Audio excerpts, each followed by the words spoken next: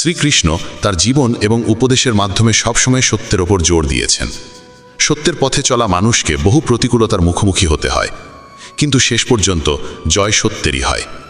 এই শিক্ষা আমাদের শেখায় জীবনের সত্য ও সততার চেয়ে বড় কোনো মূল্য নেই। গল্পটা বহু পুরনো। এক রাজা ছিলেন, নাম রাজা ধর্মপাল। তিনি ছিলেন এক ন্যায়পরায়ণ ও সত্যনিষ্ঠ শাসক। তার রাজ্যে প্রত্যেকে তার সত্যপ্রিয়তা ও ন্যায়ের প্রতি ভক্তি দেখে অভিভূত ছিল। কিন্তু একদিন হঠাৎ এক বড় যুদ্ধ এসে হাজির হয়। এক শত্রু রাজা ধোঁকার মাধ্যমে ধর্মপালের রাজ্যে আক্রমণ করে বসে এবং রাজাকে রাজ্য ছেড়ে পালাতে হয়।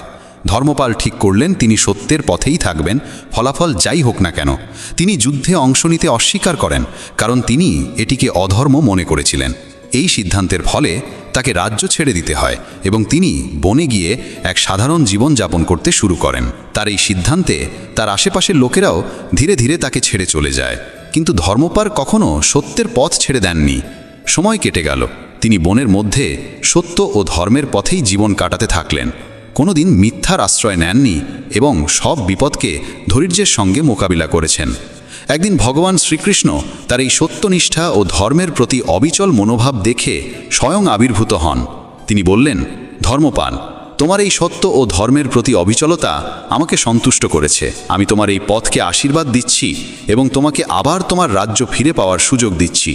ভগবান শ্রীকৃষ্ণের আশীর্বাদে রাজা ধর্মপাল আবার নিজের রাজ্য ফিরে পান। কিন্তু এবার তিনি তার রাজ্যকে আরও বেশি সত্য ও ধর্মের পথে চালাতে শুরু করেন। তার রাজ্যে সুখ ও শান্তি ফিরে আসে এবং মানুষ তার ন্যায় ও সততার প্রতি শ্রদ্ধা করতে থাকে। এই গল্পটি আমাদের শেখায় সত্যের পথে চলা মানুষকে যত বিপদই আসুক শেষ পর্যন্ত জয় সত্যেরই হয়।